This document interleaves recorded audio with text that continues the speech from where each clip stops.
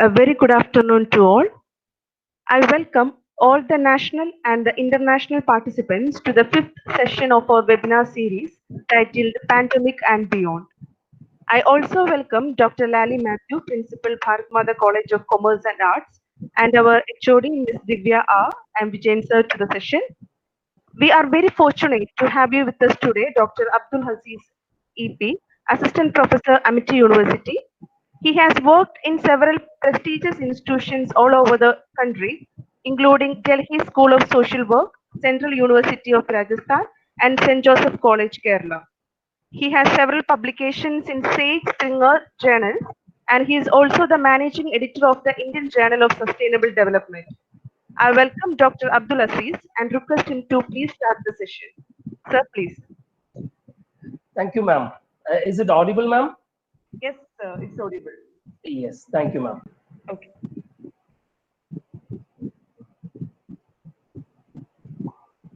I hope the PPT is also visible to all of you.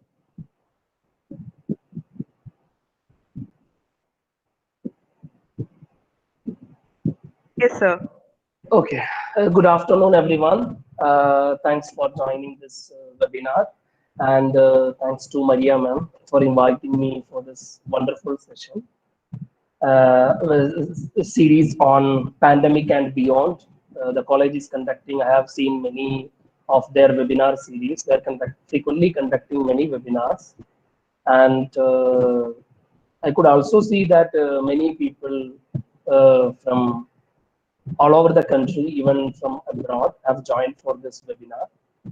So, as you may all see the PPT, the presentation, today we are going to discuss about case study design in social sciences and humanities.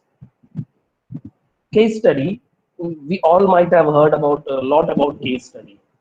This has been a widely used research method, widely cited research method, but often in Indian context, it is not used appropriately, or people are not much aware about the utilization of this methodology in the research arenas. So today we will be focusing on how this case study design as a research method can be used in social sciences and humanities. So before heading into the topic, this is the overview of today's discussion. We will be discussing about what is case study and the features of case study and how it is conducted and what is the output of case study and how to write the case study, and we will be seeing some examples as well. So let us move to the discussion. So the first one, a prologue to the term case study. As I told you earlier, the term case study is often a confusing term, though there has been much written on this particular subject area. There are a lot of confusion people often used to have when conducting research using case study method. So the very often confusion is whether case study is a tool or a design. So we could see that case study can be understood in two broad contexts. The first one, case study as a clinical tool and case study as a research design. The first one, case study as a clinical tool. I hope that there are people from different disciplines, including social work, psychology, language, literature, education. So definitely people from social work, psychology, education, and others as well, they must understand that case study as a clinical tool. Whenever a person approaches a psychiatrist, psychologist for a treatment, definitely they will be employing case study as a clinical tool to understand the patient, his or her background about the disease, and to make a diagnosis. Case study is being widely used, but our context is quite different. Case study is discussed as a research design. Case study is discussed as a research design.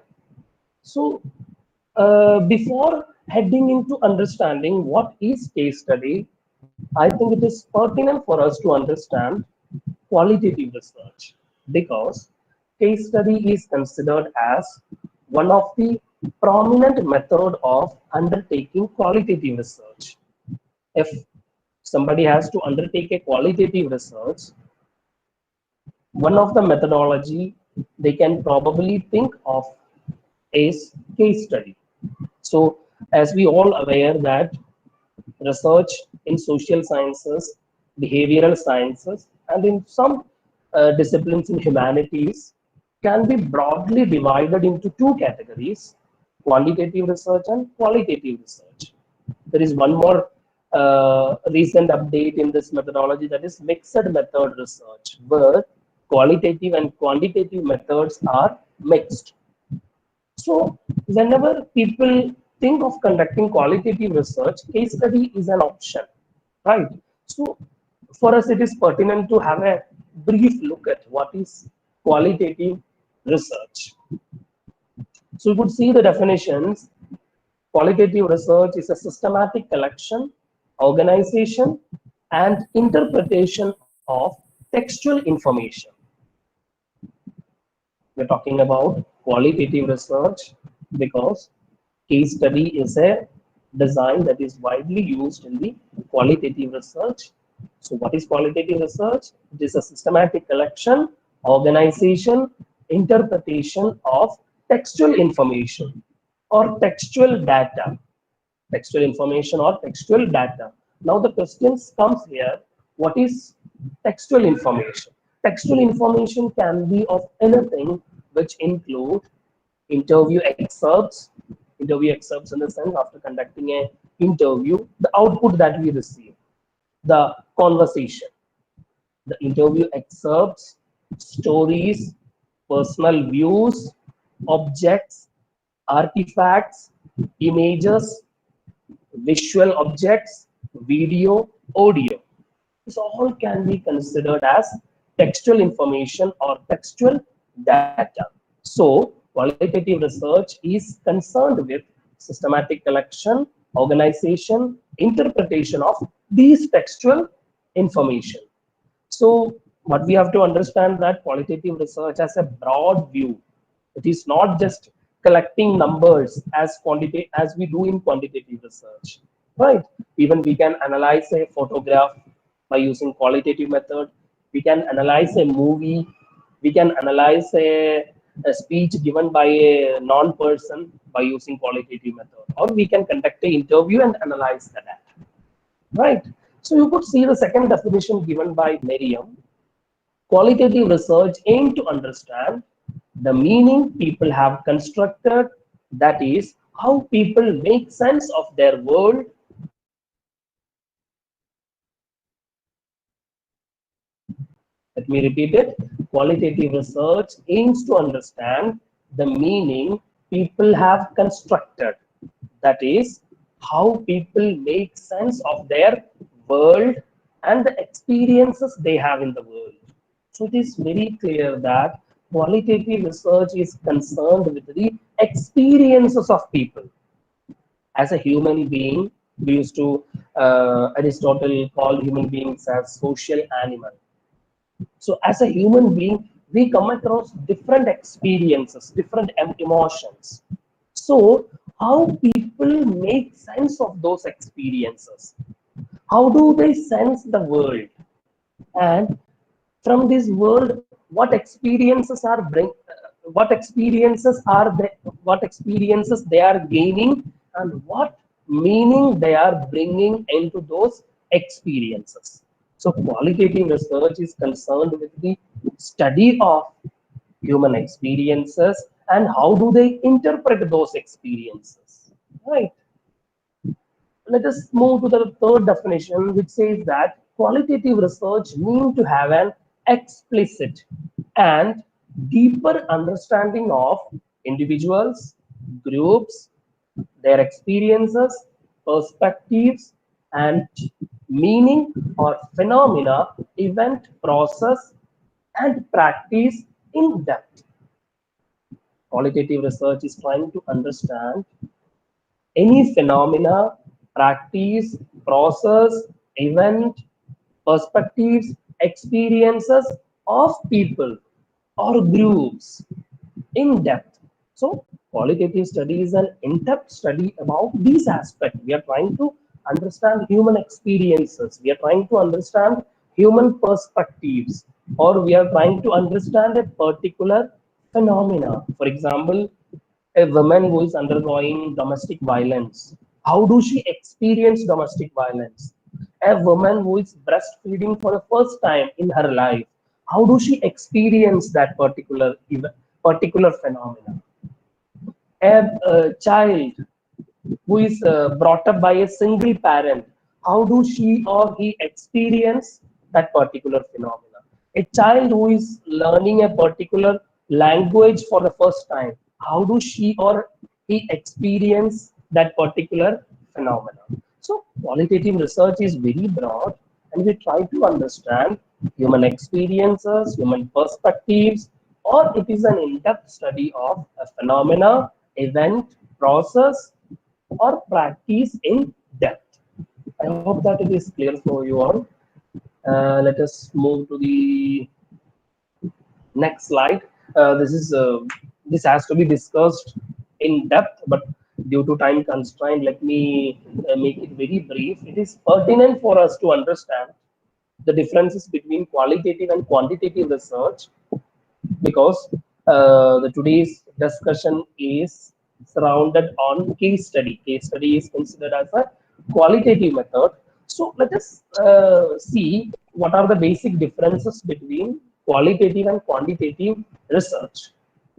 So in the middle, you could see that the differentiating aspect. What differentiate qualitative research from quantitative research? The first one, in the left hand, you can see in-depth study. Qualitative studies are in-depth study of a phenomena or an event or an experience or whatever the particular aspect we are studying. It is an in-depth study. So qualitative researches are conducted to study any particular phenomena, process, practice, whatever it may be, in depth. However, in the right hand, you can see that quantitative research is concerned with causal relationship. It is trying to uh, analyze or see the cause and effect relationship. Cause and effect relationship. Or otherwise, it is attempted to understand or test hypothesis. Before conducting the study, we may formulate an hypothesis, and then we stepping ahead into the study and we are trying to test the hypothesis, right?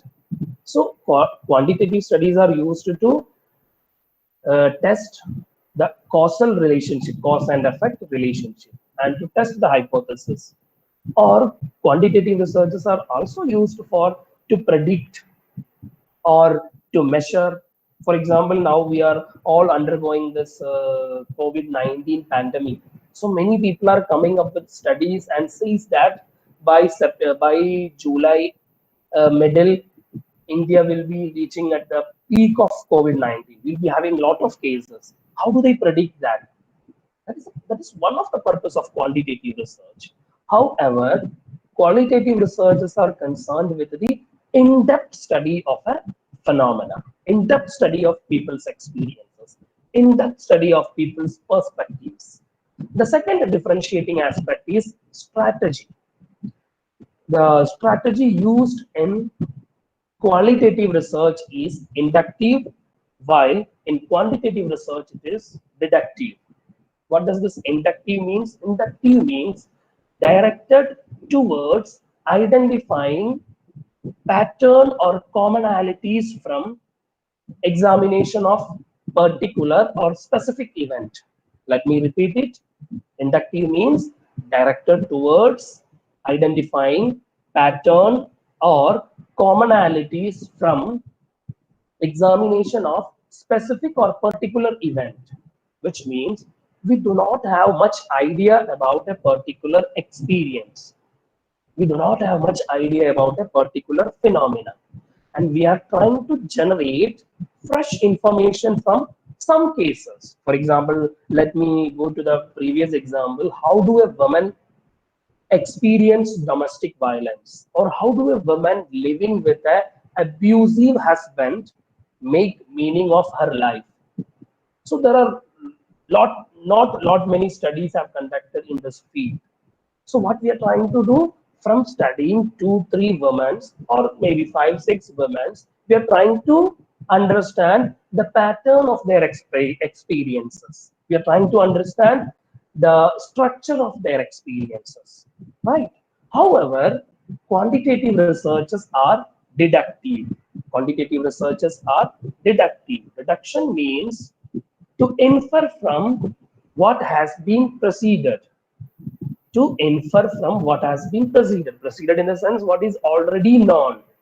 For example, we could assume that in deduction, what we try to do, we try to see the relationship. For in the same example, there are many studies which says that alcohol is one of the prominent reason for domestic violence. Dowry is one of the reason for domestic violence.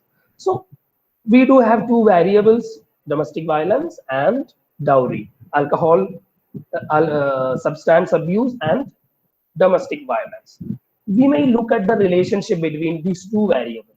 Does alcohol abuse lead to domestic violence or not? We have a lot of information, and based on that we may explore the problem. We try to look at the relationship. So for the qualitative researches are inductive in nature, and quantitative research is deductive in nature.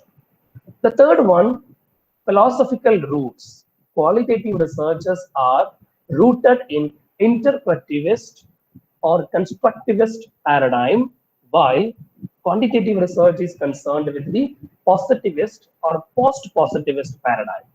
Which means, see, ultimately the process of research is concerned with generation of knowledge. Why do we involve into research? The answer is to create knowledge or to revise the existing knowledge. So there are many viewpoints about the nature of knowledge. So philosophical roots are concerned with the this nature of knowledge, right? So qualitative, scholars in the field of qualitative research says that the philosophical roots of qualitative researches are interpretivist and constructivist paradigm, which means the individual experiences of human beings should be taken into consideration, and the knowledge is socially constructed. Knowledge is socially constructed. So the individual perspective must be taken into consideration. While positivist and post-positivist viewpoint says that knowledge should be something that can be verifiable. Whatever the knowledge we create, that should be experimented and verifiable. So actually, in the field of humanities and social sciences, also we adopted it, positivist and post-positivist approach. Actually, its origin is from natural sciences like chemistry, biology, physics, where pure experiment is possible. But when it comes to the study of, as we know, humanities, it's concerned with the study of human being in different aspects. Social sciences, it is also concerned with society and human beings. So pure experiment is not possible in the field of humanities and social sciences. So many people argue that we should adopt the interpretivist and constructivist viewpoint, right? So the next point is data. In qualitative research, the data is in the form of textual information or textual data. As I already told you, what is textual data, which constitute interview excerpts, stories, personal views, objects, artifacts, video, audio, all constitute textual data. This is what constitute data in qualitative research, while in quantitative research, data means numericals or numbers. I'm not going in depth. And friends, I also request you to read more on philosophical roots, because with this limited time, we cannot discuss much deeper into this philosophical root. Though it is very interesting if you are into any field of research, whether it is linguistic, language, or social sciences, psychology, education, whatever the field you belong to, I request you to have a focus on this philosophical roots. Okay, the next aspect is theory. Next differentiating aspect is theory. Qualitative research is concerned with theory building, while quantitative research is concerned with theory testing. By conducting qualitative research, we mean to build theory, we mean to generate theory, while quantitative researchers are mean to test the existing theory. The data that we collect in quantitative research is used to test an existing theory, while qualitative research, we try to build a theory. The last point, positionality. Positionality means, you can see in the left hand, it is in qualitative research, it is very influential, and quantitative research, it is not very influential, which means positionality means how the notions and constructions or belief system of researcher is going to influence the process of research.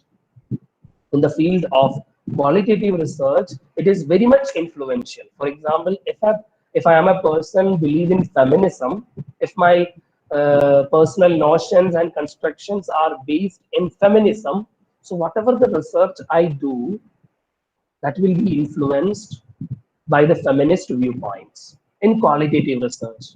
However, in quantitative research, whatever the viewpoints and constructions you have, that won't be influenced much. Some people says that qualitative research is subjective and quantitative research is objective. However, it is not completely true, but to a large extent, qualitative research is subjective and quantitative research is objective. So, friends, these are the differences between qualitative and quantitative research. So, the important point that we have to remember, qualitative research is concerned with in-depth study. It uses an inductive strategy, and it is based on interpretivist and constructivist viewpoint. Data are in the form of textual information, and qualitative research is concerned with theory building, and the positionality of the researcher is very much influential in qualitative research. And there are many other differences, as you know, like the sample size in quantitative research is comparatively high, qualitative research is comparatively uh, less in number. So there are many other differences. We are not going in depth. Let us move to the next slide. You could see that the common methodologies that is used in qualitative research. If based on the previous slide, if anybody wish to conduct a qualitative research, what are the options they have? What are the different methodologies we do have in qualitative research? As you know, as you see in this slide, uh, these are the 5 classical methodologies of qualitative research. The first one, phenomenology. The second one, grounded theory approach. The third one, ethnography. Fourth one, narrative research. And then case study. Right?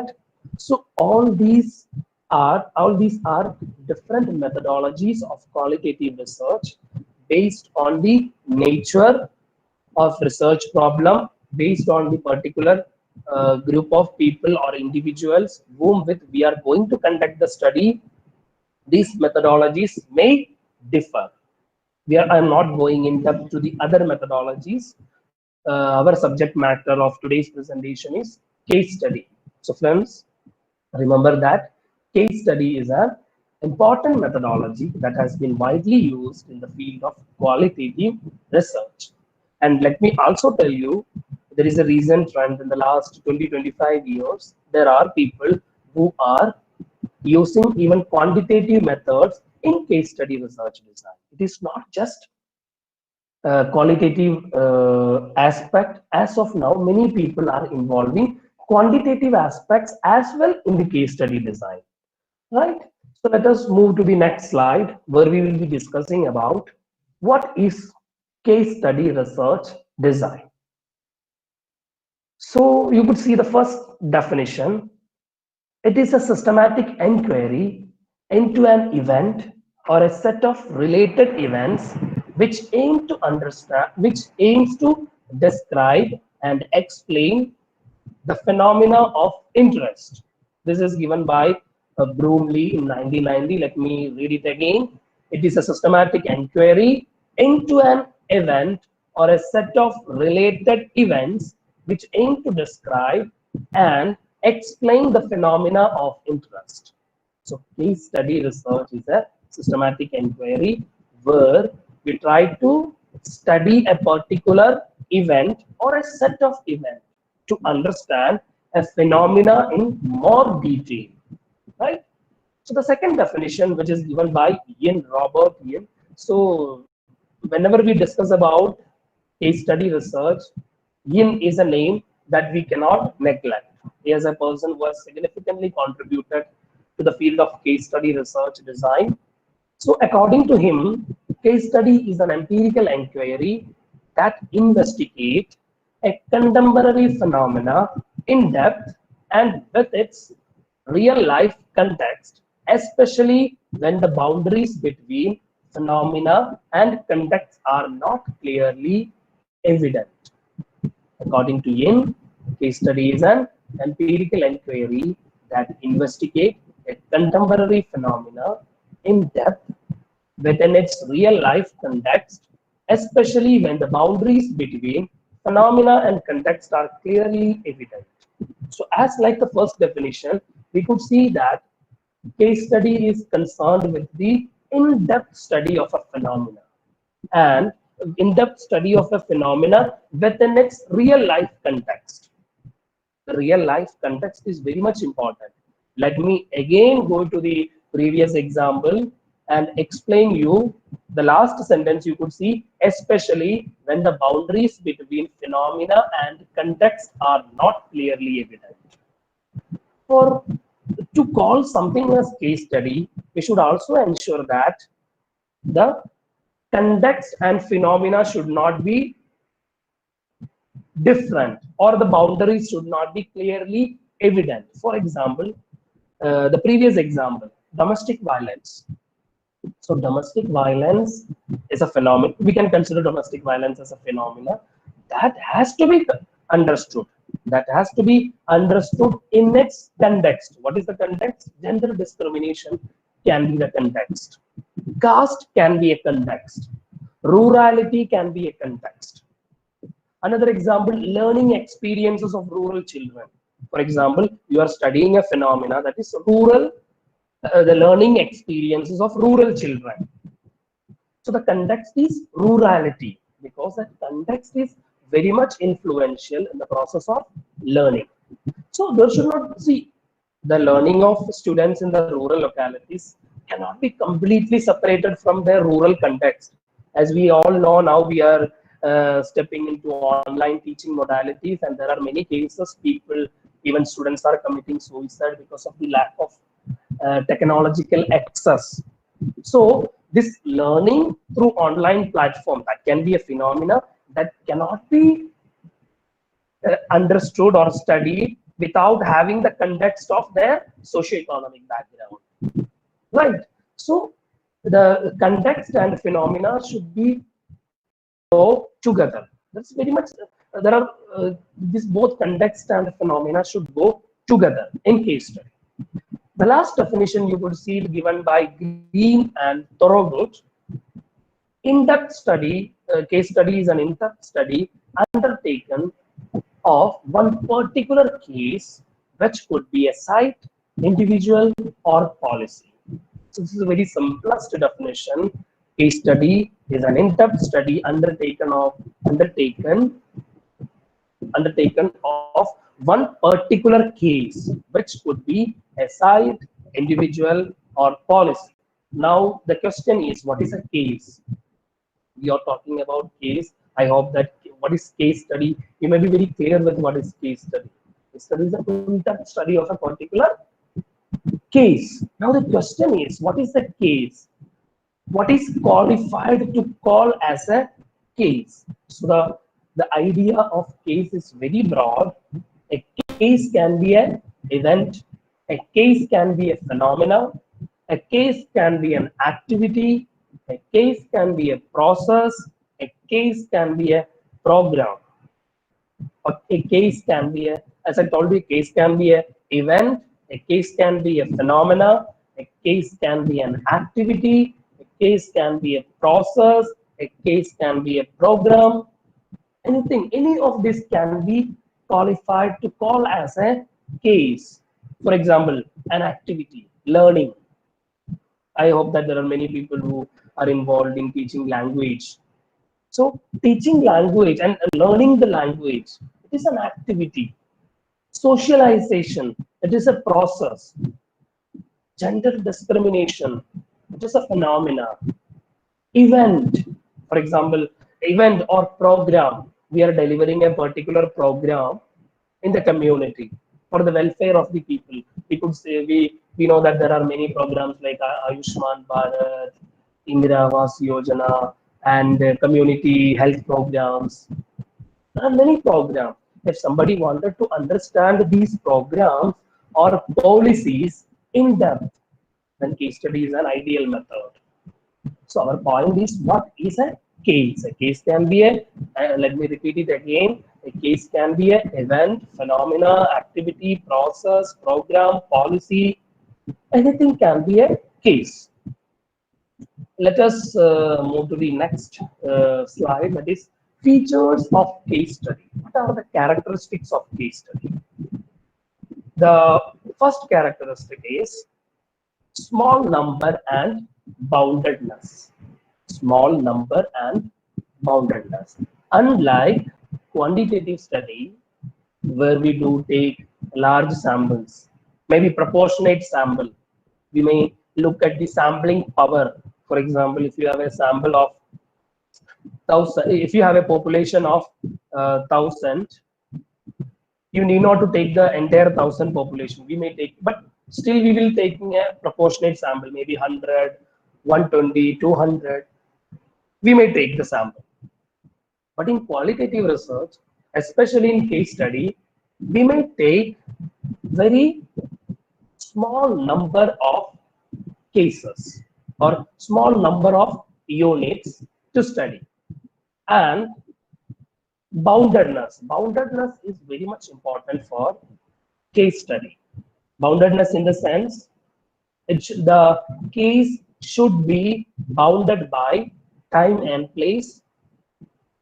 The case should be bounded by definition and context. For example, if we say that gender discrimination, it should be bounded by a clear-cut definition and context, because there may be already available theoretical definition. But according to your study, what is gender discrimination? That has to be detailed, and it has to be limited by time and place, because we cannot conduct a large magnitude of study in case study research, right? For example, if you are looking at something that has happened before 30 years, 40 years, then case study is not an ideal method. Then we should adopt a historical research method, right? So the first point, in case study, generally we take a small sample size. Small in the sense it can be even one single case can be qualified to call as a potential case study. And the case or the problem that we take, that should be bounded by time and place. The next one, in depth. Qualitative studies are depth. It is in depth rather than looking at the uh, breadth. Where in quantitative research, what we do, we look at the breadth. But in quantitative research, we look at the depth of the particular problem. If you are studying about the domestic violence, or if you are studying about the experiences of diagnosed with cancer, we will be exploring the problem in depth. Unlike quantitative research, they will be exploring, the quantitative researchers may look at the some aspect of the problem, some variables we may take, for example, anxiety, depression, loneliness, some aspects we may take. Rather, in case studies, we may study the entire case in very detail. And the third point is contextual, contextuality or contextual details are very much important. Let me take you to the previous example, the learning experiences of rural children. So when we study about this problem, we may need to understand their context, socio-economic context, socio-cultural background, and other related aspects need to be understood. Contextual details are very important.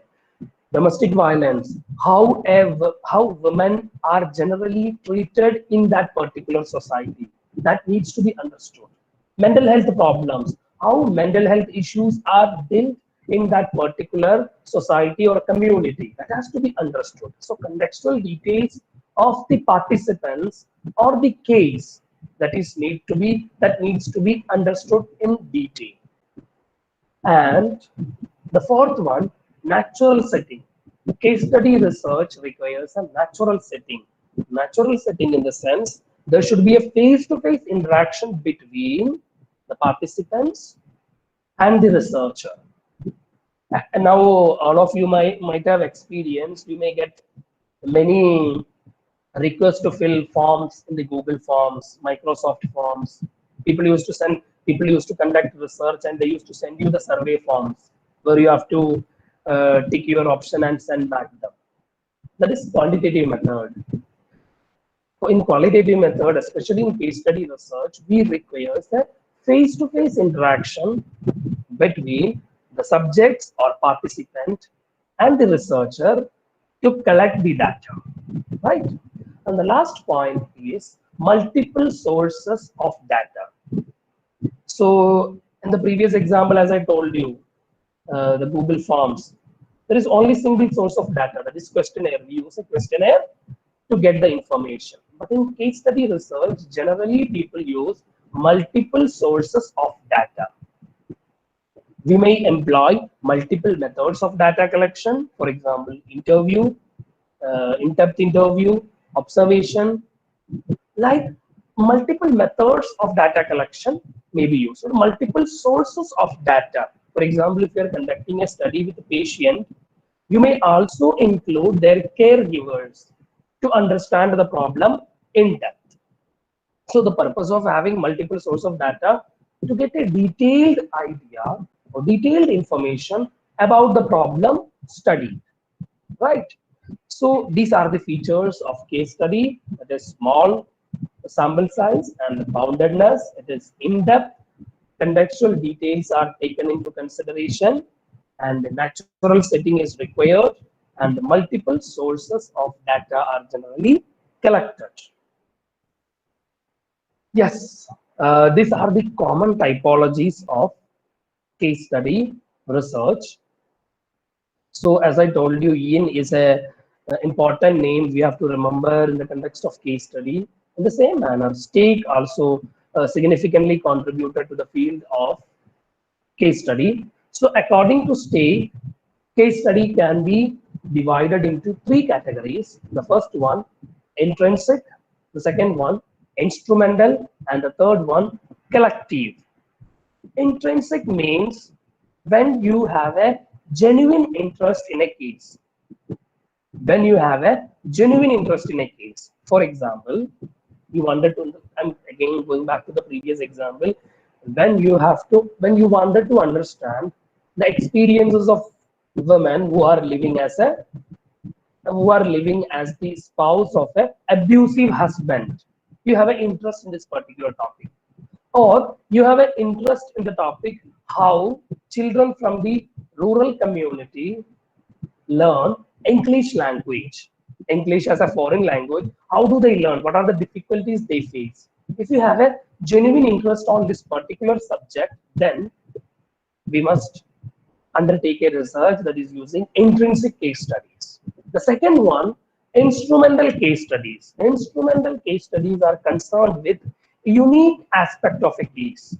Unique aspect of a case. For example, the best example that we can discuss now is the COVID-19 pandemic.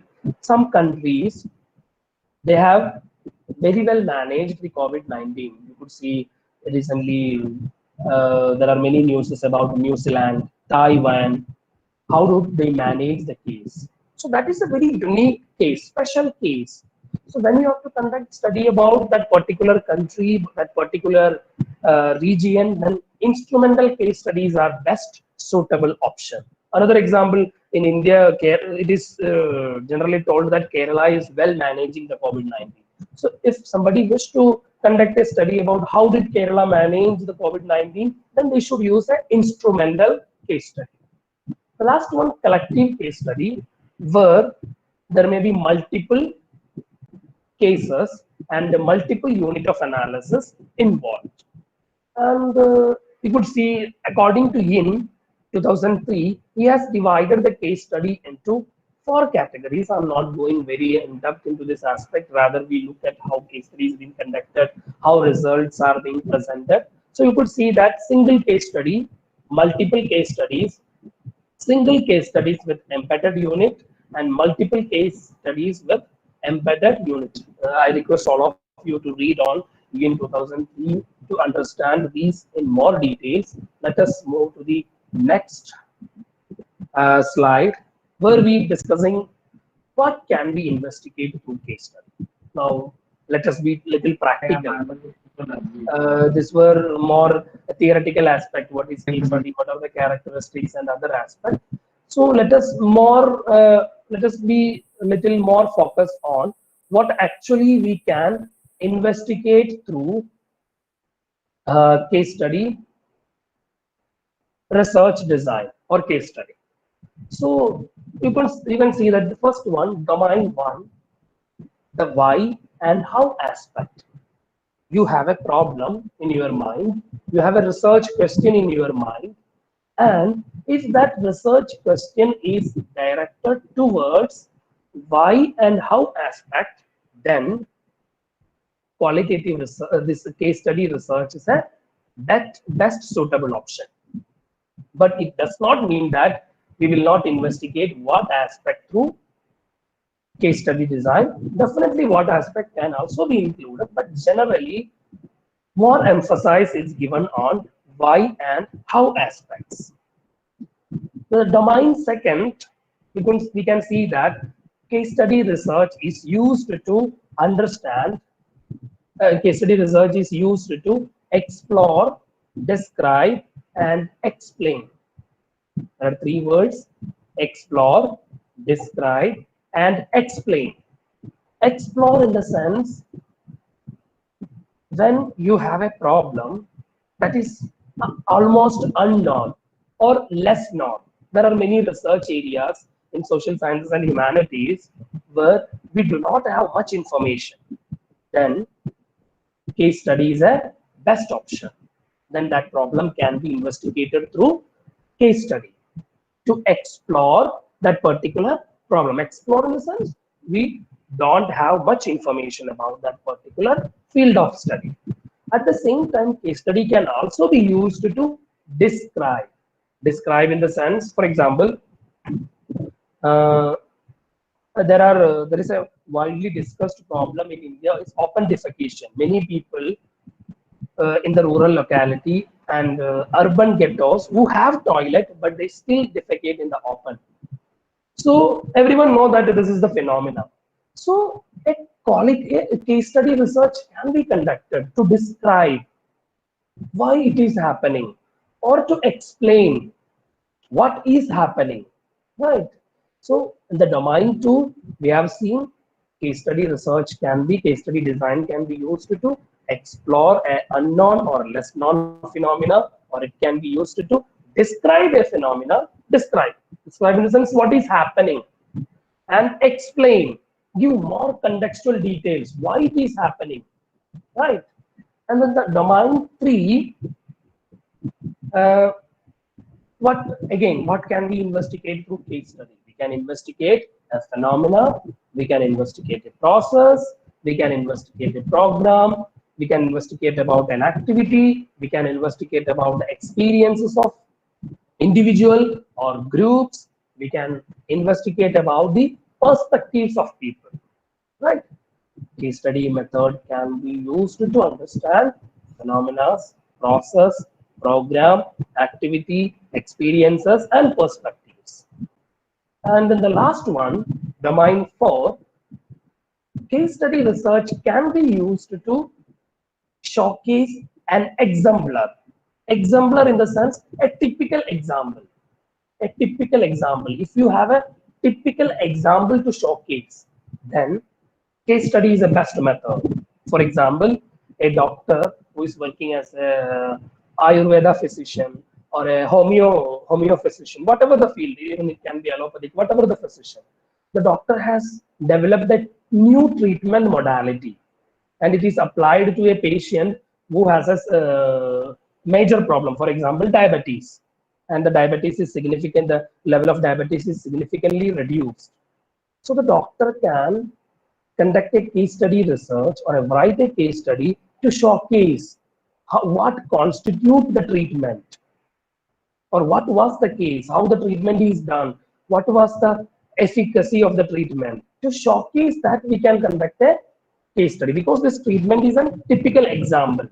Another example, as I already told you, the case of New Zealand, the case of Taiwan, the case of Kerala, or case of an NGO which provide better services to the people. How do they make intervention? That can be better studied through case study.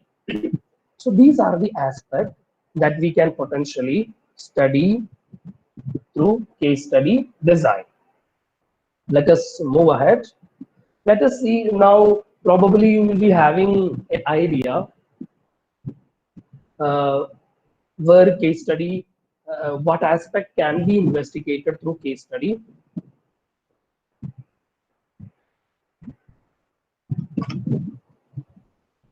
What aspect can be investigated through case study? Let us look at how research questions look like in case study. So, friends, let me tell you one thing. Whenever we conduct case study, two things are important. The first one, a case, and the second one, a unit of analysis. Whenever we undertake a case study research, it is important to have a case and a unit of analysis. So let us see some examples, then you will be very clear with the idea how research questions look like, what is case and what is unit of analysis. So in this table, you can see at the left hand, you can see the case. The first one, you can see community health delivery strategies. This is the case that we are going to study. And the research question is, how do village health, sanitation and nutrition committee strategize its functions in a remote village? So you can see in the middle, the word strategies is italicized because that is the case that we are studying. Here also you can see the left hand, strategies. We are studying the strategies. So strategy is the case, and we are studying about the village health, sanitation and nutrition committee, how it is functioning in the village. And the unit of analysis, our unit of analysis is a VHSNSE unit in a village, right? The second research question you could see in the left hand, the case that we are studying is decision making. The research question is, how do women in reproductive age decide? Again, you can see decide the choice of contraceptive measures. What does impact such a decision? Here, our unit of analysis is women. Women in the sense, a group of women. They are the unit of analysis. In the previous example, it is a VHSNSE unit. Every village probably has a village health sanitation community unit. That is the unit of analysis. Here it is women. The third example, we are studying about the efficacy of SBL, Swachh Bharat Abhiyan. How the Swachh Bharat Abhiyan program impacted the sanitation landscape of the village. What are the constraints for its implementation? We try to look at how Swachh Bharat Abhiyan is implemented in a village and what are the constraints. And our unit of analysis is a village. A village. The fourth example, the case that we are studying is youth engagement. And the question is how organization why engage with youth positively for voluntary works. And the unit of analysis is an NGO. An NGO is the unit of analysis. The next one you can see the case that we are studying is empowerment, and the research question that we do have is how do self-help group impact the empowerment of a woman from a marginalized community. Friends, look at the right hand. The unit of analysis is a woman, a woman. So this case study will be conducted with only one woman. As I told you, the sample size in case study research can be very less in number. It can be even conducted with one particular unit of analysis. So in this example, it is a woman.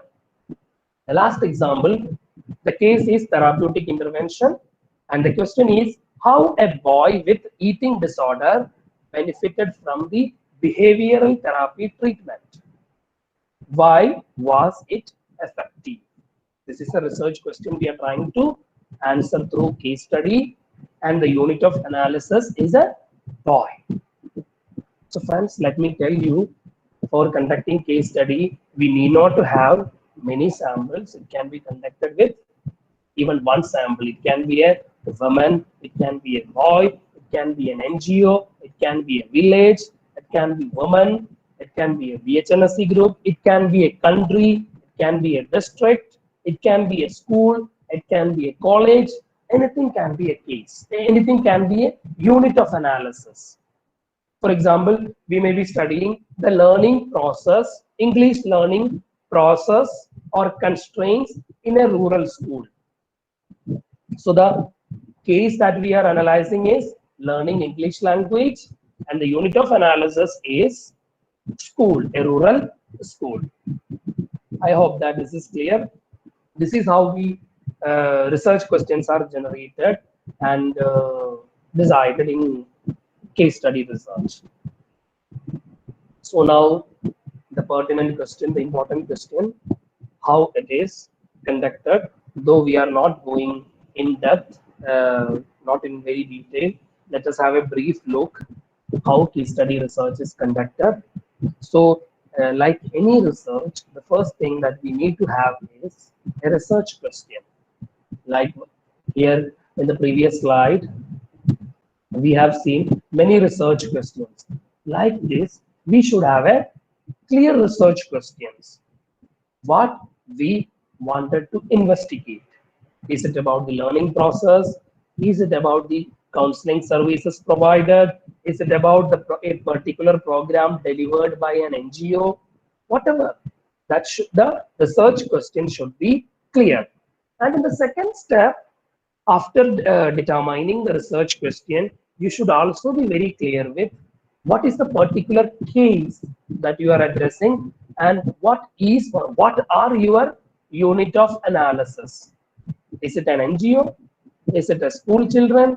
Is it a group of school children? Is it school teachers? Is it a college? Is it a district? Is it a state? Is it a country? Whatever. The unit of analysis needs to be clear because ultimately the information is collected from this unit of analysis, right? And the data source, once you decide your unit of analysis, then we must also think of what is the source of data, who will be your source of data or who will be your respondents. For example, you are studying the learning process of a rural school, who will be your samples? Definitely Your data source must be the teachers who are teaching in that particular school and the children who are learning that particular subject. They will be the source of your data. And if you are conducting a study at a village level, who will be your source of data? The source of data can be multiple. You may even analyze the record of village panchayat. You may even collect the data from the key informant in the village, maybe the sarpanch, maybe the ward member, maybe the senior citizen in the village, ASHA workers of the village. So that has to be decided, the data source. And then definitely we have to decide the data accumulation or data collection. How are we going to collect the data? Is it through an observation method or is it through a interview method? What method we are going to adopt for the data collection? That has to be clear. And once the data is collected, the next task is data analysis. So this is very, very critical. Many people, they really wanted to conduct case study research. They wanted to take a particular case and undertake case study research. But often what happens, they may be struck at analyzing the data, how data to be collected, how it is to be analyzed. So this is a very critical question often people have, how to analyze the data. So though we are not going in depth about the data analysis, but definitely in the forthcoming slides I will be discussing, I will be briefly explaining what is, how to undertake the data analysis, right? So before that, let us look at the output of case study research. After conducting a case study research, what do we get from case study research? After conducting a case study research, what is the output of case study research? Let us see, there are many points I mentioned here. The first one, clarity on the phenomena, event, process, or practice. Case study research give a clarity on the phenomena, event, process, or practice. Right? For example, in our previous example, domestic violence, a woman living with abusive husband, how do he or she, how do she experience the life with the abusive husband? That can be clearly defined or clearly elaborated through a case study research. A child, a student studying in a rural school, what are the constraints he or she face in studying English language, mathematics? How a person from rural locality faces the difficulties in accessing mental health counseling services. Likewise, we will be able to get a detailed understanding of the phenomena, event, process, or practice. Another example, you delivered a program in a community. For example, a sensitization program is organized. A government sponsored program is organized in a village. How it is delivered, what are the strategies people have used in implementing, how much it was beneficial for the people. So by conducting a case study research, we have a clarity on this issue. The second point, detailed account about people or groups. Case study research can be conducted and its output can be used to understand about a particular person, a particular group of people, detailed account about their lives. For example, a person who belonged to a tribal community, who was able to achieve higher heights in his life while struggling with the caste, gender, and other aspects. So we will be able to give a detailed account how this person were able to struggle with all these difficulties. So, or otherwise, we are conducting a study about a particular group of people.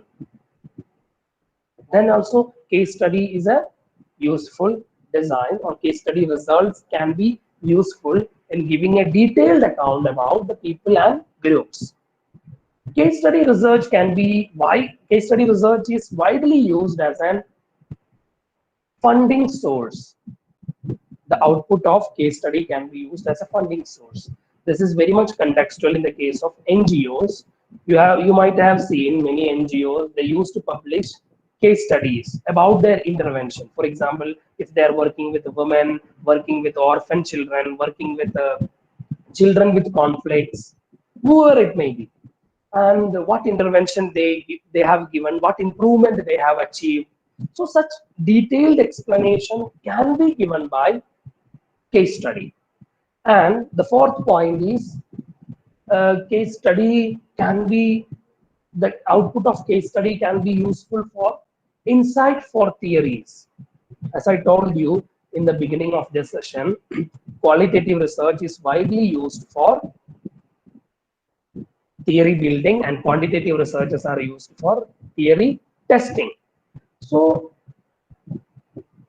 indirect case study research do not lead to the building of theories. To build the theory, definitely we have to use grounded theory approach or any other prominent qualitative methods.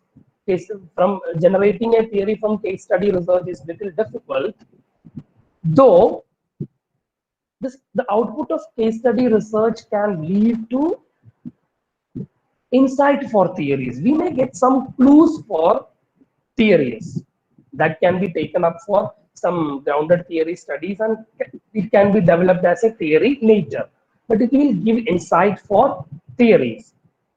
And this case study research output can be used as generating hypothesis. Friends, let me clear you that we do not test hypothesis in case study. Why I did mention hypothesis here? Because case study, the output of case study can be used to generate hypothesis. For example, in the previous example, the case of women who are the victim of domestic violence, after conducting study among 2-3 women, you will be able to generate a hypothesis that one of the prominent reasons for domestic violence is dowry and alcohol abuse. And this will lead to the construction or generation of a hypothesis that can be conducted using a quantitative method. Further quantitative studies can be conducted based on the hypothesis that you generated from the case study. So case study results generally give you the clues for hypothesis. And case study research help us to have an evidence-based practice. In the previous slide, I have given you an example. A doctor who is practicing with a patient, if he or she developed a particular method of treatment, if that is effective, that can be written as a case study and can be published in a medical journal so that other practitioners can also read about that particular case and can replicate the same method of treatment for their patient. So the case study, the output of case study is helpful for us to have an evidence-based practice. And the last output of case study research is strengthen the literature and knowledge base. Strengthen the literature and knowledge base. Strengthen the literature about whatever the field of study you are into, whether it is economics, political science, social work, psychology, language, education, whatever the field you are into, case study research will helpful to strengthen the literature, especially the indigenous literature, the local literature. It will add into the local literature. What happens as I told you, in case study research, we give emphasis to the local, indigenous, and contextual information. While in quantitative research, we collect information from large samples with less emphasis on their context. So in this case study research, we give more emphasis on context. So such contexts are anyhow locally relevant. So it will help us to improve the local literature, the indigenous literature. We all know that in most of our fields, whether it is economics, psychology, social work, whatever the field, education, most of the theories are from the Western world. Our theories, bases are largely westernized. So if we wanted to create local knowledge base, then case study and qualitative researches are one of the best suitable method. So friends, these are the output of case study research. After conducting case study research, this is what we are going to get. So going back to this last point, as I told you, data analysis, I told you we'll discuss in the further session. So let us see how case study is generally written. As I told you, we have to decide the case research question, then we have to decide what is our case and unit of analysis, and we have to decide our data source. Then we will be decide the data accumulation or data collection method. Then we will be analyzing the data, and then we'll be writing up the report. So how to write the report? Many people, faculties and students, they interested to conduct case studies, and even they conduct case studies, when most of them fail when it comes to the writing part, how to write it. Because ultimately the purpose of knowledge generation is to disseminate knowledge. We have to disseminate the knowledge, spread the knowledge. How it can be spread? The answer is to publish in scientific platforms, journals, magazines, or other platform. We have to publish those materials. So when it comes to writing of the report, there is often confusion how it is being written. So friends, when analyzing or writing of the report, we may adopt these strategies. I have given four methods, four techniques that can be used. The first one, narrative or biographical or autobiographical approach. Narrative, biographical, or autobiographical approach. This can be used to write down the case studies. For example, you have, as I told you, we have conducted, for example, we if we conduct a study with a person who is diagnosed with the cancer, and we are trying to explore his or her experiences, and probably we can use a narrative or biographical approach, where we will be in detail, we will be giving the story of that particular person in chronological order. How was the life of the person in the childhood? For example, if you are studying the domestic violence, how did she experience violence in the childhood, and what about in the adolescence? What happened in after marriage? Likewise, we can give a biographical account of the problem. This can be, it can be autobiographical as well. This can be one approach. Another approach is we can adopt a detailed description modality. Detailed description modality in the sense, for example, you are studying about a NGO that is working for the women, or that is working for the disabled population. So we can give a detailed description how this NGO is making the interventions for the disabled population or women. What are the components of their intervention? What are the strategies of their intervention? What are their source of funding? How do they spend the funding? Likewise, we can give a detailed explanation.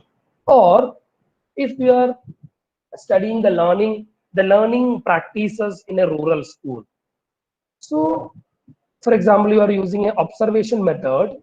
So when a teacher is teaching in the second standard or fourth standard, you are sitting in the class as like the students, and you are listening to the teacher and observing what is happening. So based on this observation, you can give a detailed description how the learning process of a particular language or particular subject is occur in a rural school, right? So this can be another method.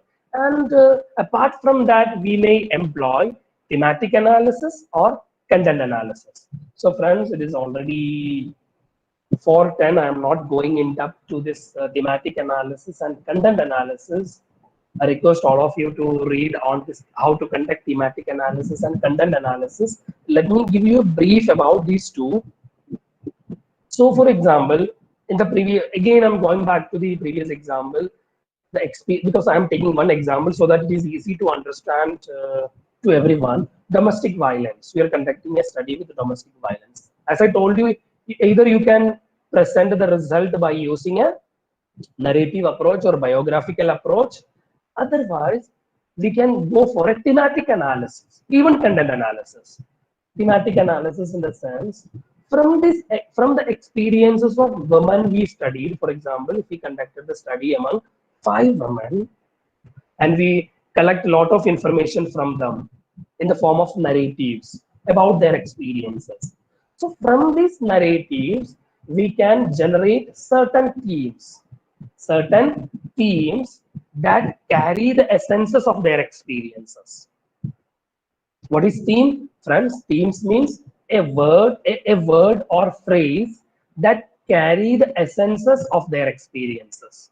For example, in my PhD, I conducted the experiences of patients availing palliative care.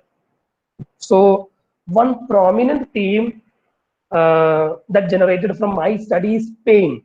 It is a theme. So, pain is a word or phrase that actually carry the experiences of people living with chronic illness. Likewise, if you are studying the case of domestic violence, if we are exploring their problem, we can extract theme from their experiences. Theme from their experiences. So, for example, the probable theme may be helplessness. The women who are experiencing domestic violence, they experience that domestic violence. This is called as a theme. Theme means a word or phrase that carry the essences of their experiences or perspectives, right? So while writing down the case studies, we may either use any of these methods. So as I told you, due to time constraints, we are not going in depth to these aspects. However, let us see some of the examples so that you will be clear with how case studies are presented, how generally case studies are presented in the scholarly world. Let us see some examples, and after that we'll be concluding. Let us see some examples. So you can see the title of this slide, what result look like in a case study. So you can see that this is a study published in a renowned journal published by Taylor and Francis. So you can see the title, it's very interesting. I tried so many diets. Now I want to do it differently. A single case study on coaching for weight loss. Excuse me.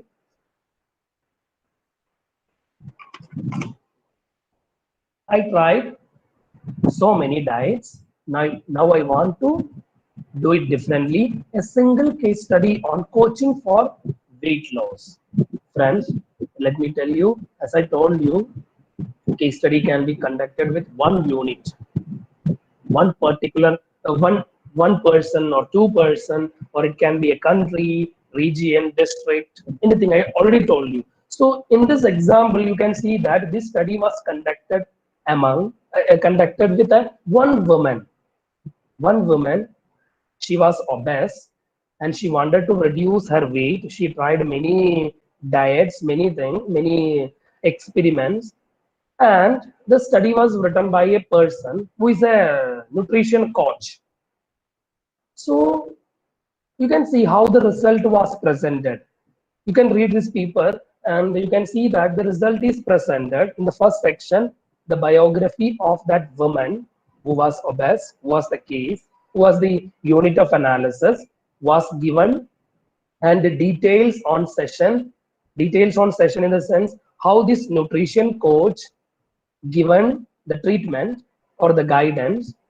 So how many sessions were there, what was taught in each session, everything was given in details, and milestones, what improvement was achieved in each stages. And after that, you can see themes. Themes were generated. Around 3-4 themes were presented in this paper. And in the last section, the final reflection was made. How, in the final reflection, the author tried to make a detailed description of how the person was able to lose the weight. So this particular case study was conducted with one woman. Let us see more examples. So I tried to get examples from different fields. As I know, there are many people from different fields, including language and different social sciences. You can see the title of this paper, Perspectives on Struggling English Language Learners, Case Studies of Two Chinese Canadian Children. So you can see that this is a case study among two children, one from China and one from Canada. And it is exploring their perspectives on struggling studying English language. So in the result, you could see that the results are presented in the form of detailed description. This is an example for this second point. Let me show you this slide. Detailed description. It is presented in the form of detailed description, where you can see they have presented the result, the school context, classroom experiences of the children. Yes. Prac- Hello. Uh, hello, friends. I think somebody's mic is on. You can put it in mute mode so that everyone can So, hear so I properly. want to know how long the session is.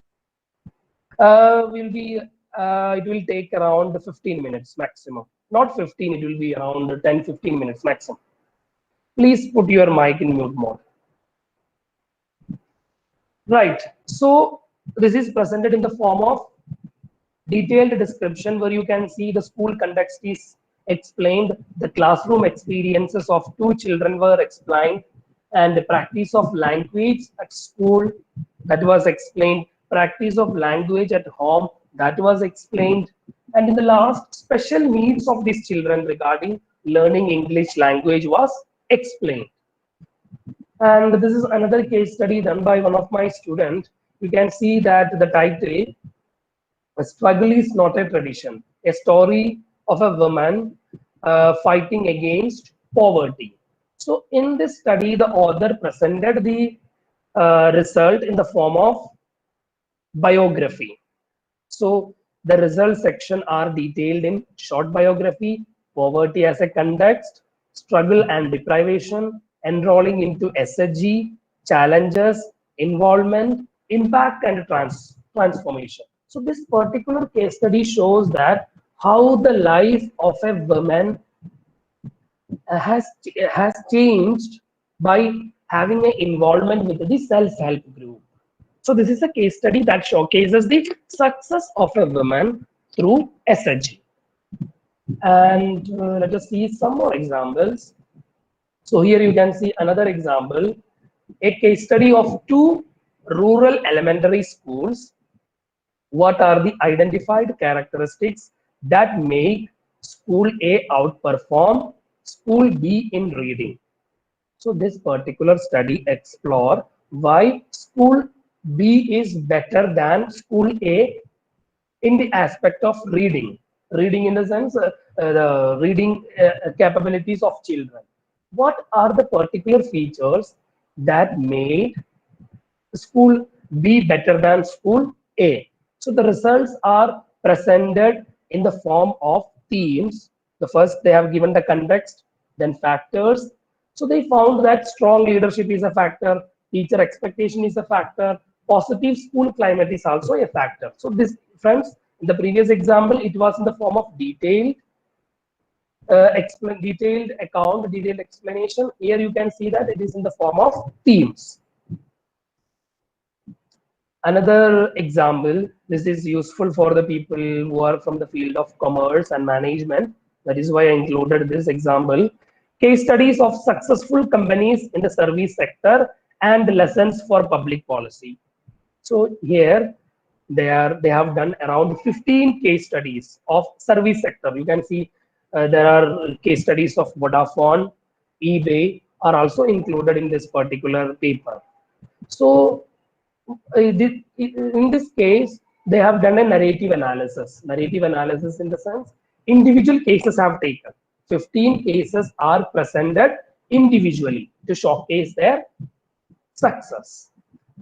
And the last example, this is an example of case study of an organization. As I told you, for case study, the unit of analysis can be an individual, a group of people, a school, a college, an organization, anything can be a unit of analysis. In this example, the unit of analysis is a NGO, tackling social and economic determinants of health through women empowerment. The SEVA case study. SEVA is a renowned NGO, as most of you may be knowing. It is located in Gujarat.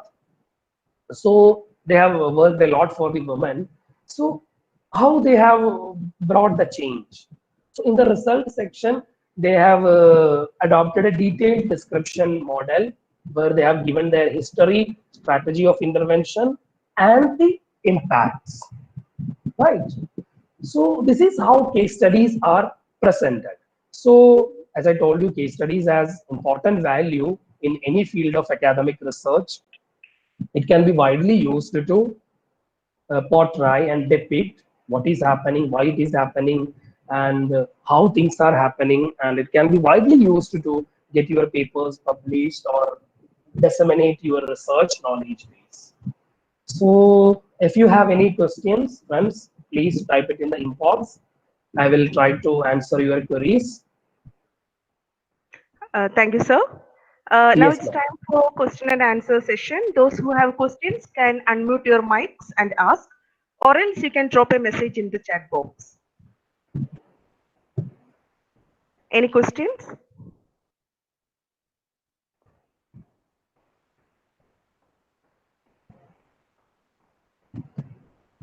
Friends, if you have any questions, you can just type it down. Otherwise, if you feel that, if you can even ask, I think no issue.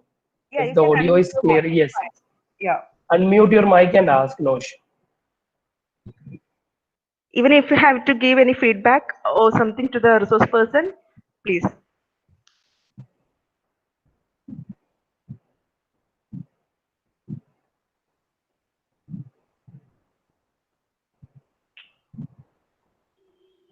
Okay, and I think no questions.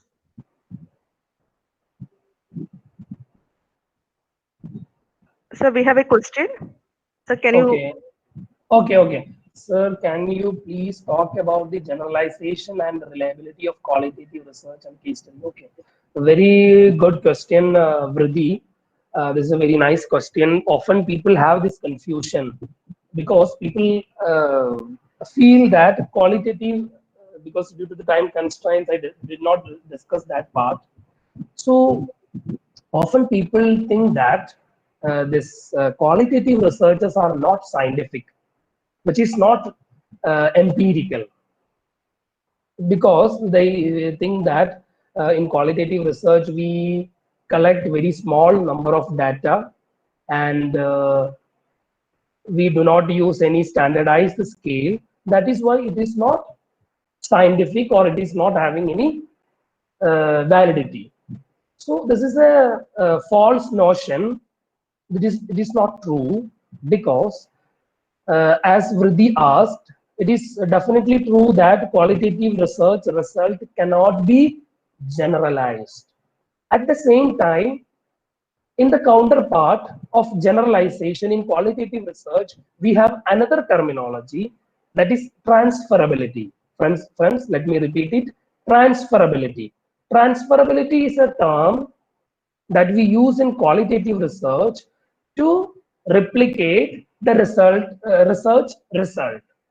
And another question is reliability. Reliability. For generalization, we have some another keyword, another terminology, another aspect, that is transferability.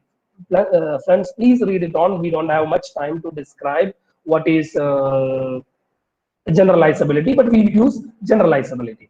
And regarding the reliability of qualitative studies, we do have two terms in quantitative research. As you all know, there are two terminologies: reliability and validity, which is used to measure the quality of quantitative research. In the same manner, in qualitative research, we have two terminologies, that is rigor and trustworthiness. Rigor and trustworthiness. So there are different strategies that are being used to ensure the reliability and validity of qualitative research. So friends, please read on rigor and trustworthiness. Rigor and trustworthiness. It is just counterparts of reliability and validity in quantitative research. So please do not carry the feeling that qualitative researches are not scientific. It is completely scientific. There are many measures that can be used to ensure its quality and reliability. Sir, we have Okay. one more question. Yes, ma'am. Bipasha asked, in qualitative research, How effective is mixed method, I think? okay, she written Wu. Okay, it is Wu effect. Okay, how effective is mixed method? See, whether you have to use a quantitative method or qualitative method or a mixed method is decided purely based on your research questions. If your research question is suitable to quantitative research, then it should be done with the quantitative research. You have to look at your research questions. If it is suitable to qualitative research, for example, if you have to explore the experiences, if you have to explore their perspectives, then we have to go for qualitative research. If you have a research question that cannot be answered by quantitative research and qualitative research, then we must employ a mixed method research, mixed method design. And okay, okay. Any other questions?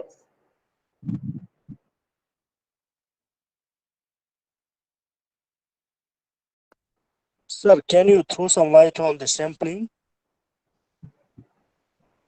Can you repeat? Yeah, I want to know about sampling, how to do the sampling. Sampling in qualitative research, you are asking? Yeah, qualitative, yes. Okay, see, as I told you, in quantitative research, sampling is generally adopt a probability method of sampling, probability techniques of sampling. However, in qualitative research, we often use non-probability sampling method. Non-probability method of, in particular, we may employ criterion sampling. Criterion sampling in the sense we will be fixing up a list of inclusion and exclusion criteria, and on the basis of the inclusion and exclusion criteria we will be choosing the most appropriate sample purposely. It is not random sampling. We will be choosing the samples purposely because we need the people to most appropriate participant to participate in our study. Then only we will be able to get the more detailed information about that particular phenomena that we study. Right, and I think Vibhasha again asked one question: should we keep research question and hypothesis in mixed method and qualitative research? Vibhasha, definitely we should have a research question for quantitative, qualitative, and mixed method design, whatever the research design. But however, hypotheses are not used in qualitative research, but definitely in mixed method we can use hypothesis, but it is not mandatory. If you want to use hypothesis, you can use. If it is not there, no issue. And what type of research method we use in literature? Inductive or deductive? See, generally in literature, the strategy for conducting research in the field of literature is generally inductive. Generally inductive. But it does not mean that we do not use deductive method, but generally deductive. And you all may be knowing there is one more paradigm that has been come up in the last 20 years, that is abductive method. Abductive in the sense it's a mixture of induction and deduction. Abductive method is also there. So generally it is inductive. Sir, there are a lot of inquiries asking for your PPT. So Yes, yes, yes. I will share. No issue. No issue. Okay. Yes. Any more questions? Okay, I think it's time to wind up the session. I thank our resource person, Dr. Abdul Aziz, for a wonderful session. Sir, your lecture definitely helped us to enhance the knowledge in qualitative research, especially in areas of case study. I thank all the participants for your constant support. Do not forget to fill up the feedback form. You will get your certificate in a few days along with the PPT, sir sharing. Where do we get the feedback form? Will you share Uh, it on Sir, emails or? the feedback form link is in the chat box. Okay, it's in the chat box. Yeah, I'll share it again. Okay. Thank you, ma'am. Yeah, thank you, sir. Thank you. Okay. Okay. Bye.